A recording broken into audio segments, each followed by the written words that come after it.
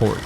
The thing that's never enough for your Mac. As Thunderbolt 5 products are starting to come out, it's more important to make a buying decision, especially as it's starting to become the standard. There's few products out there, the CalDigit TS5, the Anker Prime, and now there's UGREEN. So personally, I've always used CalDigit docks. I've never had a problem with them. Until recently, I've had some major screen problems displaying the image onto the monitor. And with Thunderbolt 5 being the new standard, I think it's time for something new. So to save the day, here comes the UGREEN dock that's already set up over there. And this is going to be the focus of today's review. The features, my experience, pros and cons, and my final review at the end. Let's first start off with the features.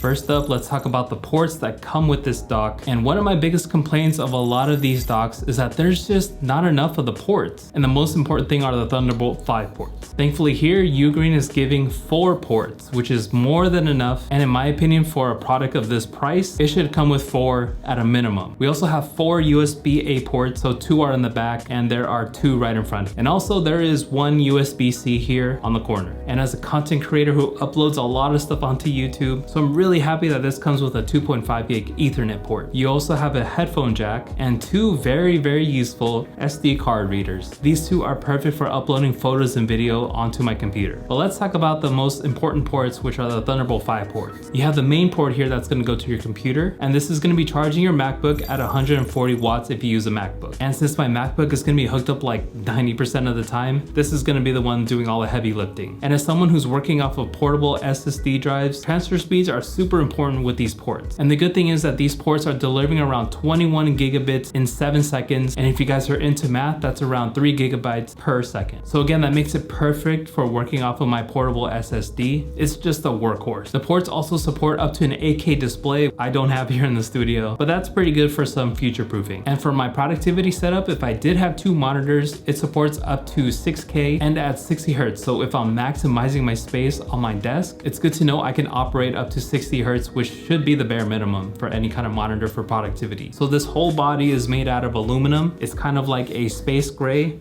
with this bronze accent on the heatsink. So in my opinion, from a side profile type of view, it looks really sharp. This is gonna look beautiful on an all space gray type of setup. Space gray and bronze?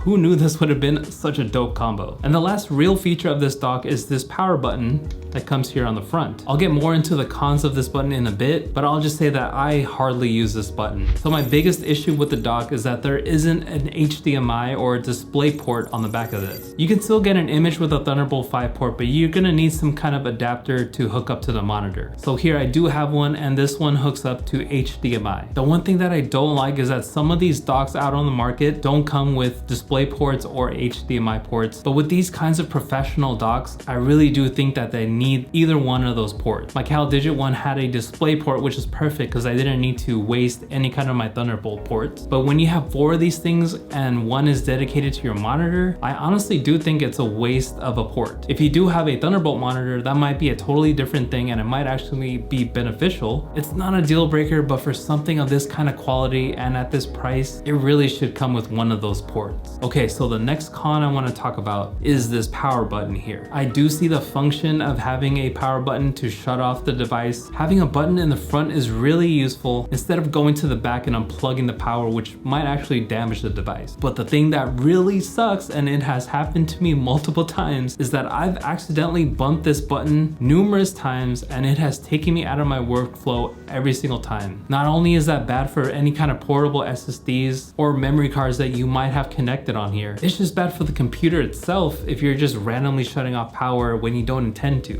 The good thing is there is an easy fix to this.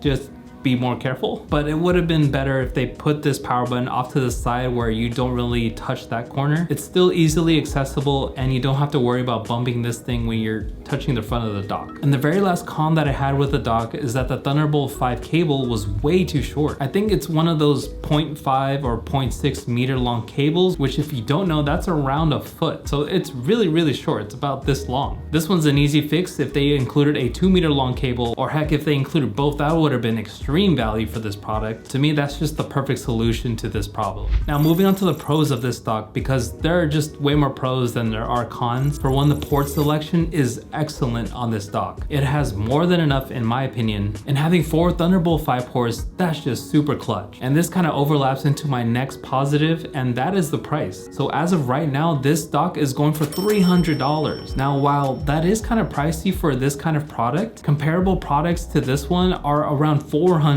So this is around $100 cheaper. So this pro does come with a caveat, because that $300 price is a promo price. UGREEN did tell me that this price is good up to the end of this month, and I don't know what the price is going to be afterwards, but I really do hope that they can keep the price down at 300 bucks, because that is just ultimate value. And aside from those positives, the quality and the design is on par with the CalDigit one, and also other docks like the Anchor one. This thing just performs super well, and I am completely satisfied with it. Okay, you guys, so now onto my final verdict. And if you don't know my ratings, they are buy at full price, try it out, wait for a sale, and pass. So for the UGREEN Revodok Max, I'm gonna recommend that you buy this at full price. If you can get this at $300, this is a steal. And in my opinion, it has an overall value of a 9 out of 10. At the MSRP price of $400, it's gonna get a 7 out of 10. And that would bring my rating down to a wait for a sale. At that price, it's gonna compete with way more products. And with this feature set, it doesn't really stand out